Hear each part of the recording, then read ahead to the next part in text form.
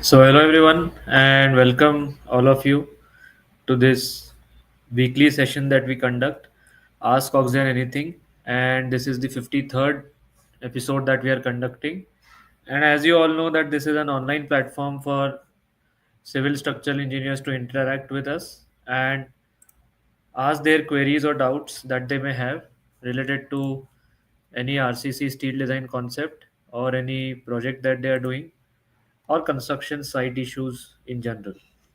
So let us begin, and I'll first take the queries that have been put in the Google form, and then we will take up the queries from live comments. So I'll just open the, I'll share my screen.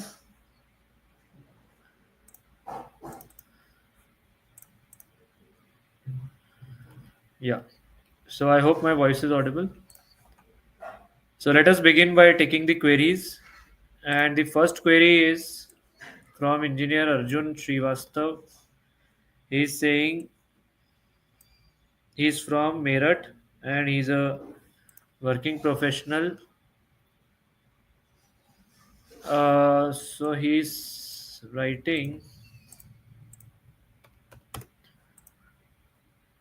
आपने बताया था basic steel course में कि L Y और L X same रहते हैं but A I S C course में change है. No no so I think in no, there is no change. LX LY, it is just that how they are getting defined is slightly different in stat in the IS code and in the AISC standard. So if you look at IS 800 2007, your LX is for lateral torsional buckling length. Okay. LY is for flexural buckling about the minor axis usually, and LZ is for the flexural buckling about the major axis. So LY, LZ are related to compression, okay, and LX is usually related to lateral torsional buckling due to bending moments. So most of the times, most generally what happens is that you will notice that LX and LY have the same numerical value, all right, because whatever is the length for lateral torsional buckling, usually the same length will be there for the flexural buckling also. Now if you look at the AISC standard, and this we have discussed in detail in our course on steel structures using the American codes. So we have covered this aspect in detail. So if you look at the AISC standard, actually they define one more type of buckling which is called as the torsional buckling, and that torsional buckling in StatPro is defined by LX.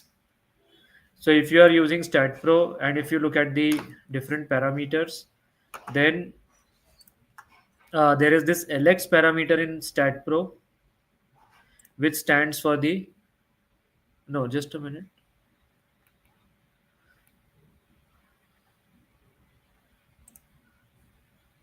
Yeah, so this LX parameter in StatPro, if you are doing the AISC standard, this stands for the torsional buckling. Okay, let's call it as the flexural torsional buckling. This I'm just saying flexural buckling, and here I'm saying torsional buckling or flexural torsional buckling. So for this, there is this parameter Lx. Then you have got the Ly. Now Ly is for flexural buckling due to compression about minor axis, and Lz is again flexural buckling due to compression about major axis. And for lateral torsional buckling, if you are defining the parameters as per StatPro, then you have the parameters of UNB, UNT. So for lateral torsional buckling,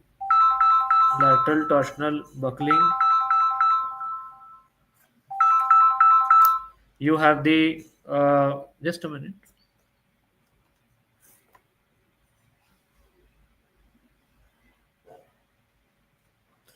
For lateral torsional buckling, you have the factors of UNB and UNT. Okay. So the difference, I hope it is now clear. Why is the difference? Because in the IS 800 2007, LX stands for lateral torsional buckling. If you are assigning parameters as per stat, LY and LZ are for flexural buckling under compression about minor and major axis respectively. And if you are using AISC 360 stat and defining parameters, then LX stands for flexural torsional buckling. Flexural torsional buckling. So it's a different thing than flexural buckling. So if you want to know more about flexural torsional buckling, you can refer to the AISC chapter C, and you can go to the not chapter C, sorry, chapter E, E for elephant, E, chapter E, which is the chapter for compression member design, and in that you go to commentary, and then you will be able to read more about the flexural torsional buckling. So LX will stand for flexural torsional buckling, LY LZ stands for flexural buckling in compression, and for lateral torsional buckling it is UNB UNT. So therefore it's possible that your numerically LX values are different from LY LZ if you're defining it in stat. Okay. All right. So I hope this answers the query. Next question we move on to.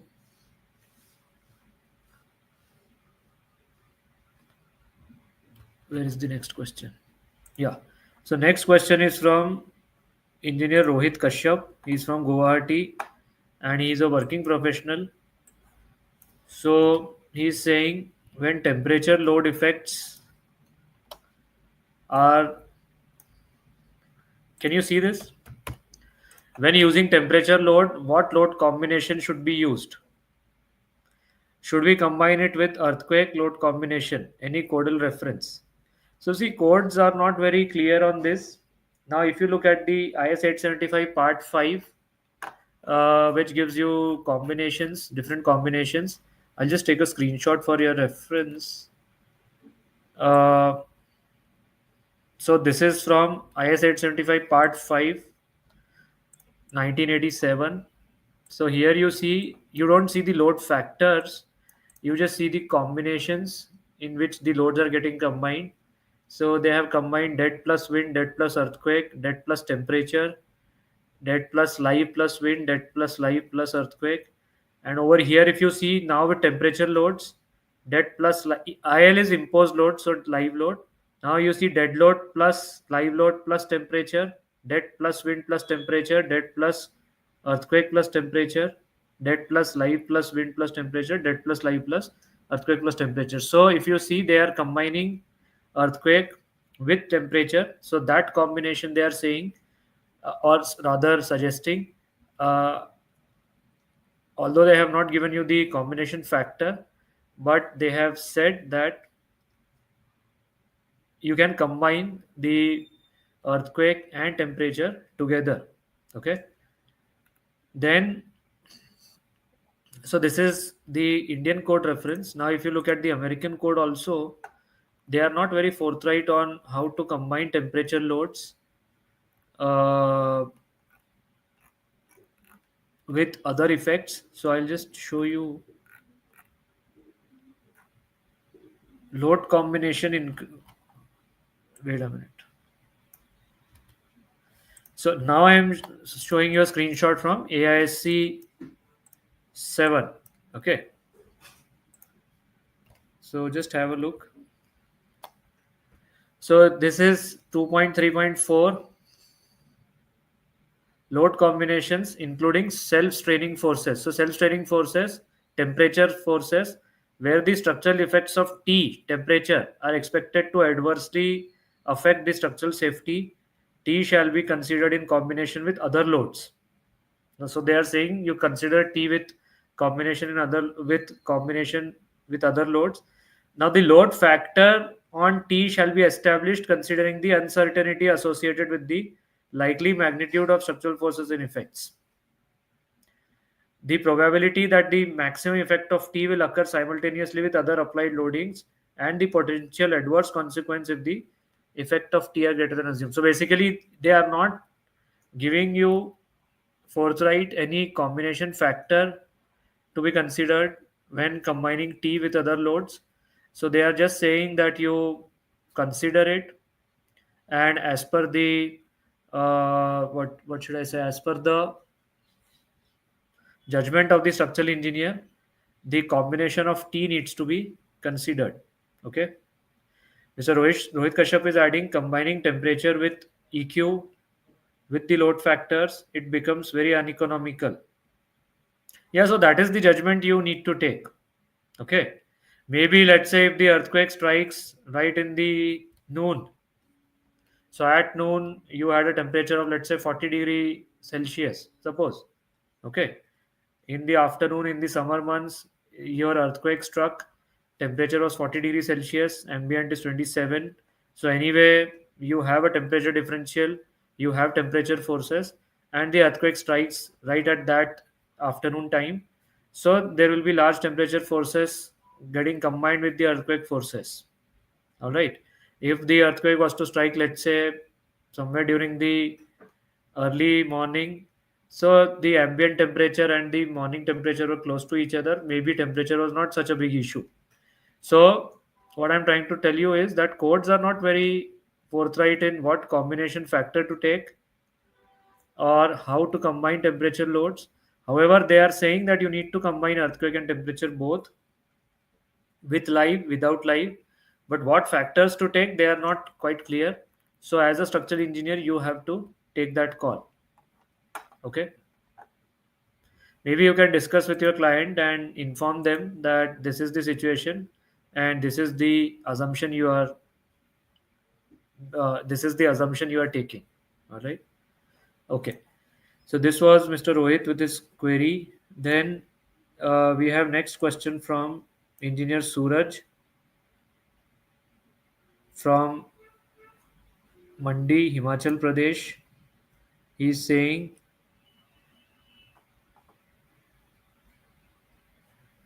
uh, I am having an office building.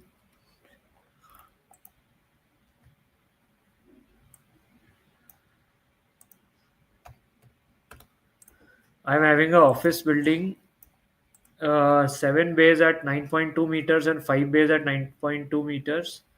It is a structural steel building, 3 floors in seismic zone 4. Want to just a minute, did I skip anything? Okay, there was one query before that, so first I'll take that. Or all right, I'll take this query first and then take the query that I accidentally skipped. First, I am taking this query. Mr. Magaj is saying temperature load combo is given in SP24, page 114. SP24, page 114. Let us quickly see if I'm able to open SP24. Where is SP24? SP24. But again, that was the old code based on working stress methods. So if you want to use it with ultimate combinations, we don't know what to do, isn't it? SP24 114. 114 of the PDF or 114 of the document?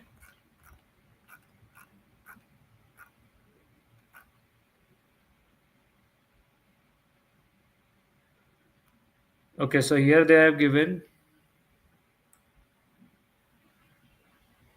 yes.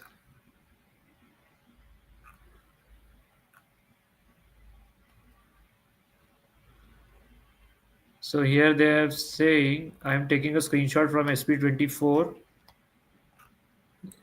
This is the screenshot where structural effects of differential settlement, shrinkage or temperature change may be significant in design. Required strength shall be equal to this, but U shall not be less than this.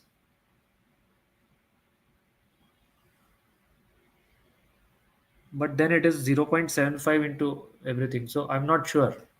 And because this was the old code, I'm not sure what is happening. So you need to study more about this and see what sort of combination factor you should take. Mr. Rohit is saying how and which structure members should we apply the temperature loads on? Also, the temperature loads positive and negative. No, so you need to consider two different load cases. One you consider for expansion, one you consider for contraction. So maybe you consider one as T plus and one as T minus. This is temperature due to elongation effects. So the maximum temperature that can be reached in your location. For that, you can refer to IS 875 Part 5 maps. Okay, and then you have, let's say, average value is 26 degrees, minimum is 16, maximum 36. So T plus will be due to 36 minus 26, and T minus you apply due to 16 minus 26. So you make two different load cases, and this will be corresponding to plus 10, this will be corresponding to minus 10, and apply to your members. You may choose to apply to your primary members. Okay, the main frame, you can apply your temperature loads on that, and then automatically the software will calculate the temperature effects. Okay, all right. Okay, let us go back to the query by Mr. Suraj. So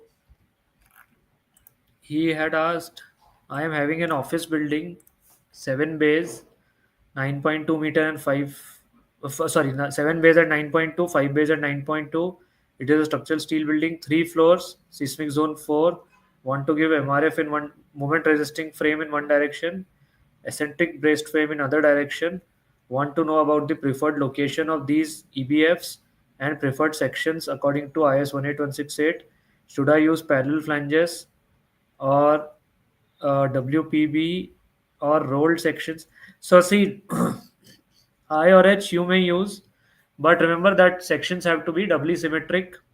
So uh, you may use I because I is a doubly symmetric section. You may use H as H is also a doubly symmetric section. But for connection ease, it is better to use your NPBs or WPBs. That is better than using ISMBs. Okay, because ISMBs will have connection problems because of their tapered flanges. So better to go for parallel flange sections, or then you can go for built up sections as well, making it out of plates. And then his next query is also want to give RCC slab. RCC slab, see, RCC slab you calculate as per your gravity loads, because earthquake loads will not play much part in deciding the thickness for RCC slab. So you continue giving the RCC slab as per your normal gravity load calculations. Then what is his next query? Want to know about the preferred location. So for EBFs, your preferred location can be, wait a minute, let's say you have this kind of a system.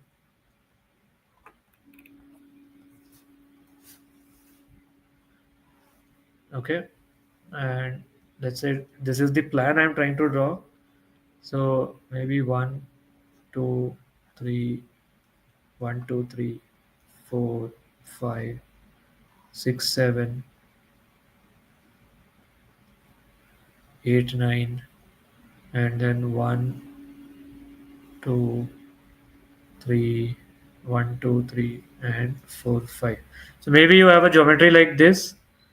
All these bays are what, 9.2 meters every bay, and 9.2 meters in this direction also. So whatever is your column, let's say you have assigned your column like this.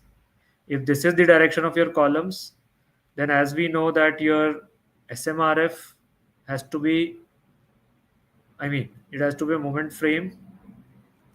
So if this is the column direction you are going ahead with, then your moment frames will be in this direction. So this becomes your SMRF. This becomes your SMRF. Okay, so all these will be SMRFs. And the other direction, becomes your EBF. So in your EBF, the preferred bracings, you have to first see architecturally what is possible for you, architecturally what is allowed, where you can provide braced frames, because then those braced frame locations will have issues with, uh, let's say, issues with people moving from here to there. So that, looking at that, you need to plan your bracing locations. But generally you may plan, let's say, bracings on the, uh, maybe somewhat like this. So plan a bracing in this, and then maybe over here, maybe one here, one here. You can do something like this. Now be careful that if this is the bracing location you have planned, you need to ensure that your earthquake forces reach these locations well. Okay, so it has to be ensured that earthquake forces are getting resisted by only these, let's say, four bracings along this direction of earthquake. So for EQX, let's say, these four braces have to be sufficient enough to carry out or take the lateral forces acting on this frame, and accordingly you need to then do the proportioning, sizing, etc. Okay, so my suggestion would be that, now there are some complications involved, because if you look at the Indian code does not allow you, even for eccentric braced frames, to go for a pin-like connection between beam and columns. Okay. If you look at the American code, it allows you to go for a pin connection between beams and columns in EBFs. Indian code does not allow you to do so. So anyway, so because you are providing EBFs only over here, over here, over here, and over here, what you can do is other frames should not carry any lateral loads, and their lateral load should travel to the frames.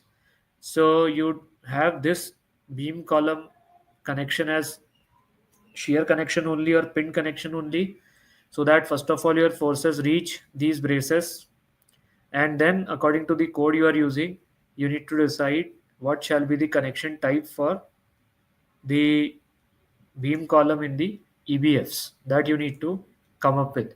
So as I told you, American code allows you to go for a shear connection in the eccentric braced frames also. Indian code does not. So then that you need to figure out as per the code you are using. But then here you can have, to these frames where braces are not put, assign a shear connection or a pin connection between beam and column, so that lateral loads reach the bracings. Okay. Okay. So do it something like this, and then in fact your code allows you to judiciously pick and choose which frames you want to uh, proportion as the lateral load resisting frames. So for example, if your total EQ load in the x direction was, let's say, I don't have the values, but it was, let's say, 600 kilonewton, suppose.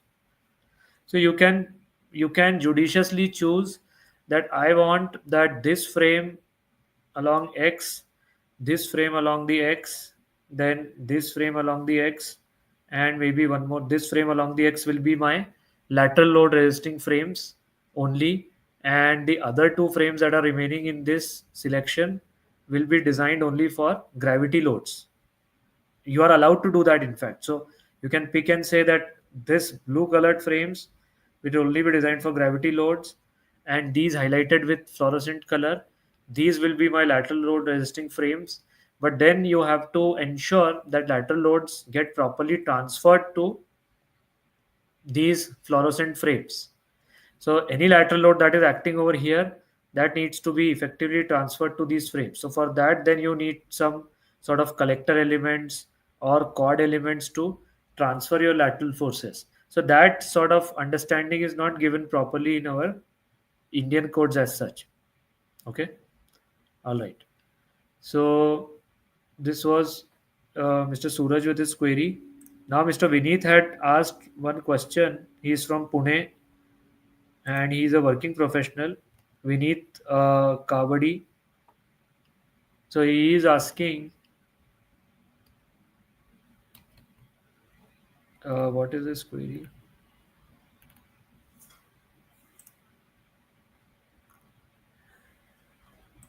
So he has put this screenshot from IS 800 2007, chapter 12,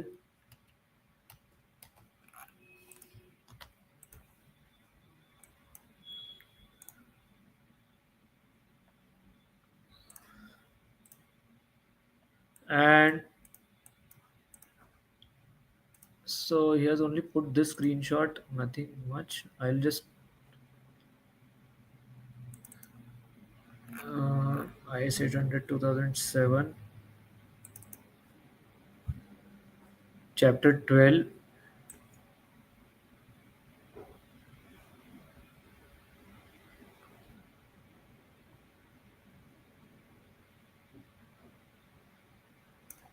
which is the clause number 12.7.3, bracing connections. So this is in the OCBFs. Clause is there. So bracing connections, end connections in bracings shall be designed to withstand minimum of the following. So his query is, what is his query?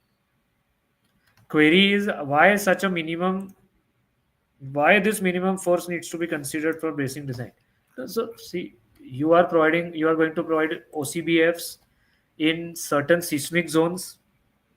Okay, those seismic zones will be low, so they will be, I think, zone 2 or whatever. So these are being provided in zone 2, and I think till some height in zone 3 as well. So there is a possibility that your structure may experience some lateral forces in the form of earthquake effects. So the bracings that you're going to provide in your OCBFs, they will have to take that lateral load. So that is the reason why the end connections that you're going to provide for these bracings, they shall be designed to withstand the some minimum force. So what is the problem in this? I don't see any harm. So it is given as 1.2 times Fy times Ag. So they have taken the overstrength factor in the Fy, force in the brace due to load combination. So the overstrength combinations 12.2.3. According to that, the force or the maximum force that can be transferred to the brace by the system. So basically, your normal lateral combinations, whatever are the forces coming from there, or 1.2 FYAG, or the bracing forces due to the overstrength combination. So bracings have to be designed for some minimum forces, and they are getting defined like this. Okay. Now please remember this chapter 12 has been superseded by IS 18168. So I mean, technically now you should not be referring to chapter 12. You should be referring to IS 18168. Okay. IS 18168, people are having confusion that it is also getting, it has also been withdrawn, but it's not withdrawn. What will happen is that after the coming of the new IS 1893 2025, this will probably be renamed as maybe IS 13920 some part. Okay, so that will happen. Is it clear? So it's not going to be withdrawn, or a new code is not expected, because IS 18168 is pretty recent code, just 2023 it was launched. So I don't expect any withdrawal of it. I just expect renaming, and maybe it will come out again as IS 13920 some part. All right. Okay. Then next query is from engineer Vinayak. He's from Bengaluru. He's a working professional. He is asking, in model,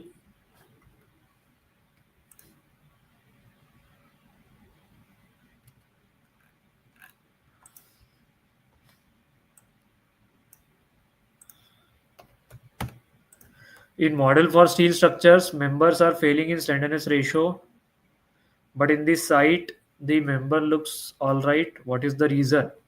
See, code whenever it gives you limitation like 180 or 250 in case of compression flanges or 350 in case of pure tension. So the code also includes some factor of safety with it, isn't it? So it is not as if your slenderness ratio becomes 181, the column will just buckle under the axial loads. No, the code also has some built-in safeties in it.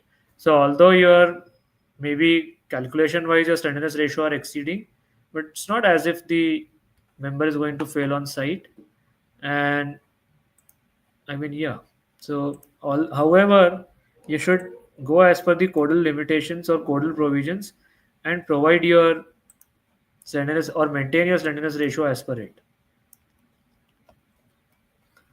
Next question is from engineer CJ Sharma. He is from Gurugram. He is a working professional. So he is asking,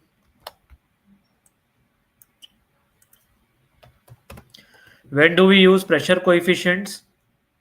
I think this is in relation to wind load. He is saying, when do we use pressure coefficient and when do we use force coefficient? Which one is more realistic? See, generally, if your structure is clad,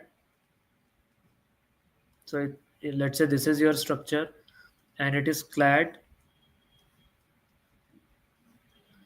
So in clad structures, because the wind forces are hitting or are going to hit on the cladding surface or a surface, we will use in such cases pressure coefficients. So we use the concept of CP, and then we will have CPE external or internal pressure coefficient. All right.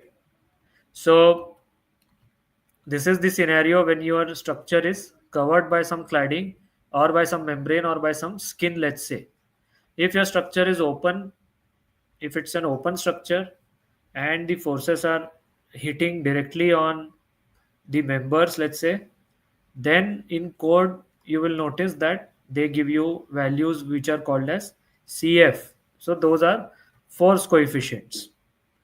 So force coefficients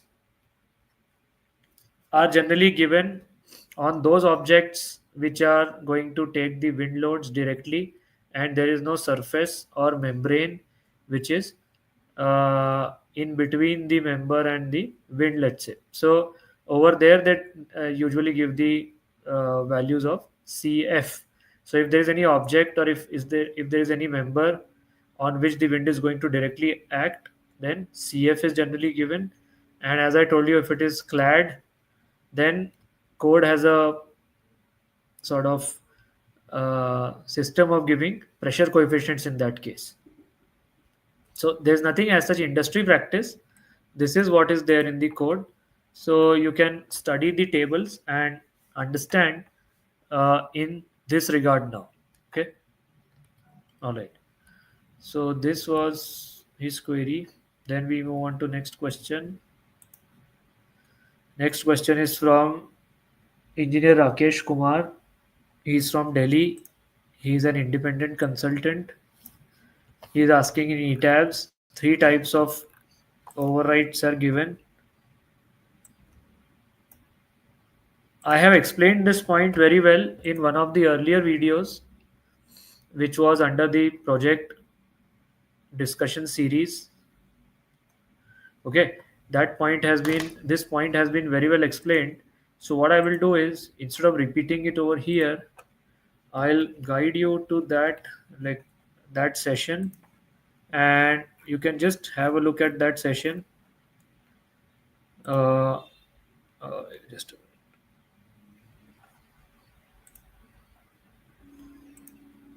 hold on. I'll just give you the link for it.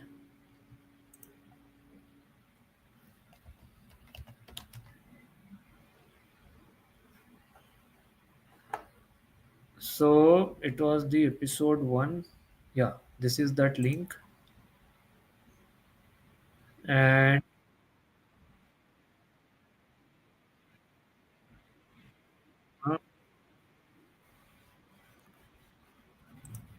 share. Yeah. So you start over here. I am putting this link.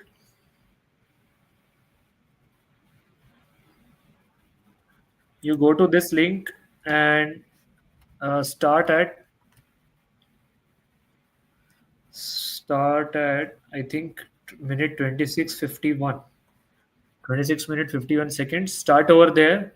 This point has been very well explained in a in 6 7 minutes, so you will understand, and I think your doubt will be clarified. So just go to this. Okay. All right. So these were the queries on the Google form. Now we will take up the queries from the live audience. So the first question from the live audience is from engineer Akash Babar. He is saying vertical wall of 5.3-meter height and 200 thickness of a circular water tank is starting from a ring beam. What shall be the restraint at bottom of wall? So usually it will be a fixity. You can assume moment fixity, okay, because you are going to cast the wall monolithically with your ring beam. So you can assume fixity, moment fixity for the wall to ring beam arrangement.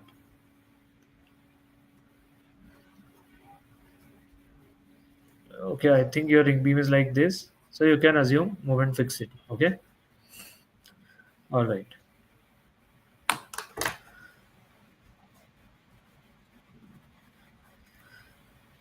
Any other query? We only had one live question. So we have taken up all the queries from the Google form. We have also taken up the queries from the live audience. So I think this is it for this session. There seem to be no more queries. I'll just wait for a minute. I'll wait for a couple of minutes. If there are any more queries, we will take them up. Okay.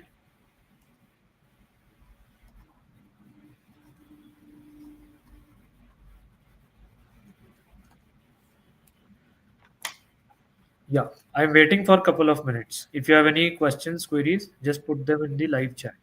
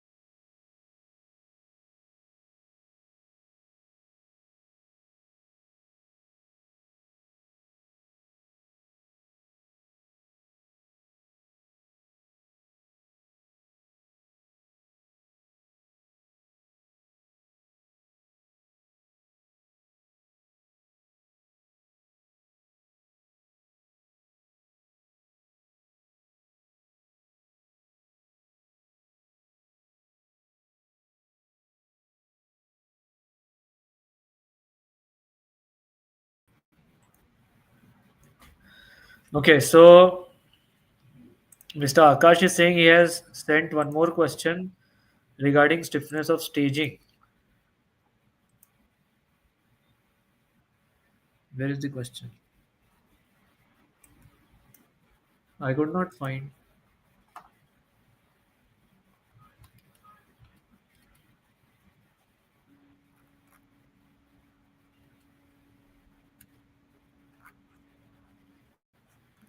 just looking for queries.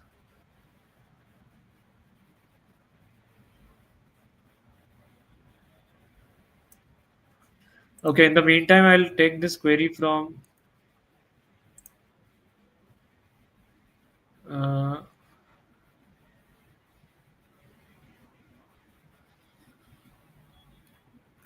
so Mr. Raghu K is asking,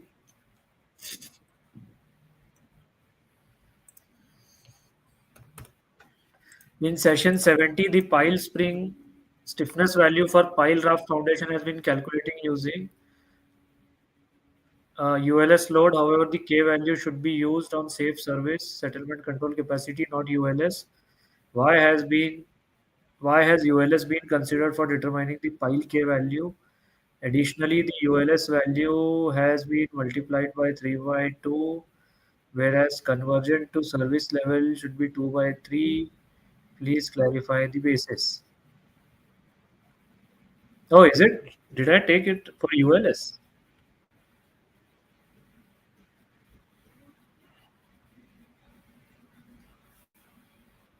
I'm not sure if that happened because I don't remember what was done right now. Uh,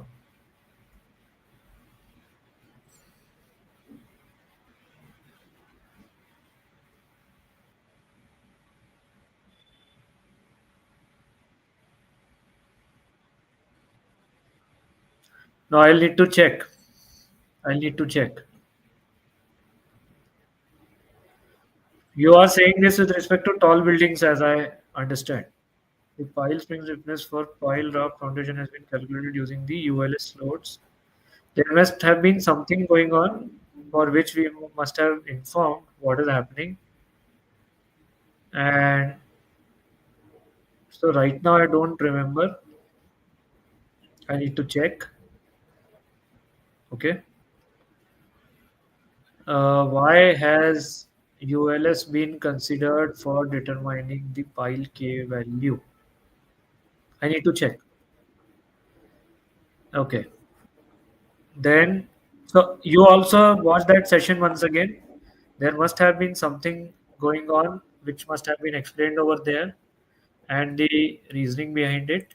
So just have a look at it once again. His next query is, what should be the minimum edge to edge distance between adjacent footings, especially when there is a difference in footing levels. Many engineers provide only 100 clear distance between the footing edges. So if you ask me, he's saying that there is a footing like this, and then there is a level difference, and next footing is at this level. So now, if you ask me, we generally don't recommend this kind of a practice, having footings at different level, because what is going to happen that, I mean, footings at different level very close to each other.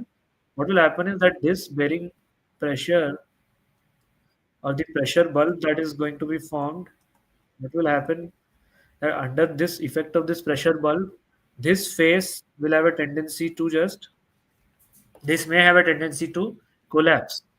So if this is a very hard strata, if this is a very hard strata, then it can resist such sort of a scenario, and this hard surface will remain stable. But if this is not a hard strata, then it will have a tendency to collapse. So in such cases, then you may have to construct some sort of a retaining arrangement. Although within 100 that will not be possible.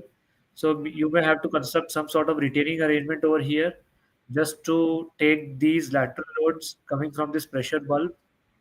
So such sort of situations you may have to do. But if the gap is only 100 my recommendation would be to take your footing to the deeper level. That means instead of having a step so close to each other, it is better to go at a same level and provide your footing. And then you may also, if possible, you may think of combining it also. But better to take it to same level. What retrofit techniques are suitable for raft foundation constructed on clay soil? What do you mean by retrofit technique? What do you want to? retrofit.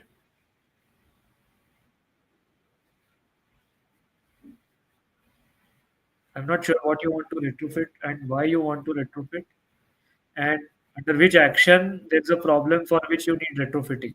Unless these data points are known, difficult to answer. Okay, then Mr. Akash is asking, I have stiffness values of individual members.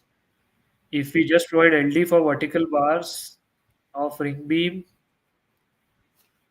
shall it be enough? This where was this query? Ring beam regarding? Yeah.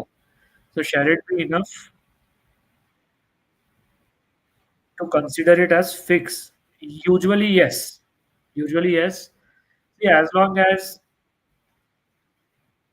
usually yes. So you can just calculate if you have provided sufficient LDs and this is your ring beam, and the ring beam does not have a tendency to, let's say, torsionally rotate. Usually ring beams will not have a tendency to torsionally rotate. So if there is no possibility of rotation, let's say, you can consider it as a uh, rigid connection between the wall and the ring beam. So, and assuming that they are constructed monolithically, so it's a fair assumption. It's a fair assumption to consider fixity, provided that bars have been developed and casting is monolithic. Okay. Soil improvement techniques for clay soils. No, so there can be, I mean, different options for clay soil.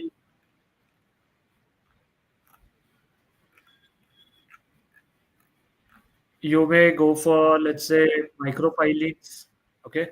You may go for small pilings, or if the soil is expansive in nature, then you can go for lime stabilization or micro pilings or some, what do they call as? Ground. So these days there are some materials. I'm forgetting the name. They are just spread like a mat on your soil, and because of their cellular shapes, it also helps in soil improvement. I'm forgetting the name of it. So you may go for micro pilings or small piles made of concrete or filled with rock boulders, or if the soil is expansive in nature, lime stabilization, geogrids, or you may go for stabilization using geogrids. So these can be some of the options available. Yes. Any other question?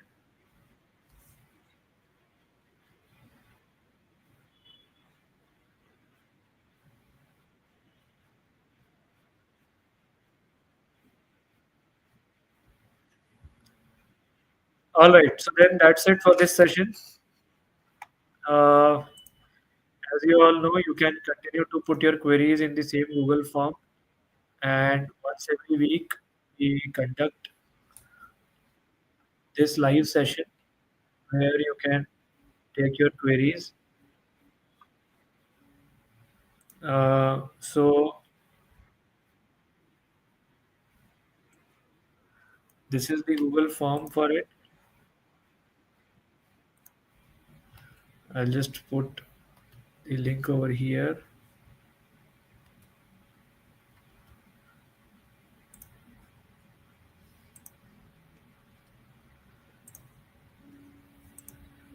What is this?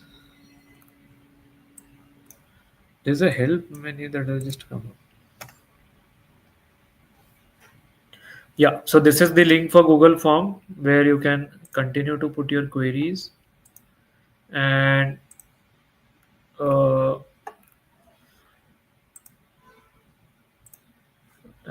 if you want to connect with us on WhatsApp,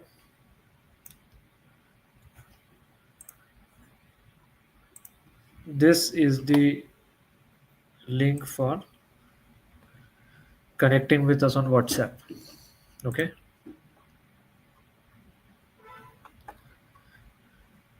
So that's all for this session then, and we'll see you next week. Thank you so much for joining, and have a good week ahead. Bye bye, and thank you.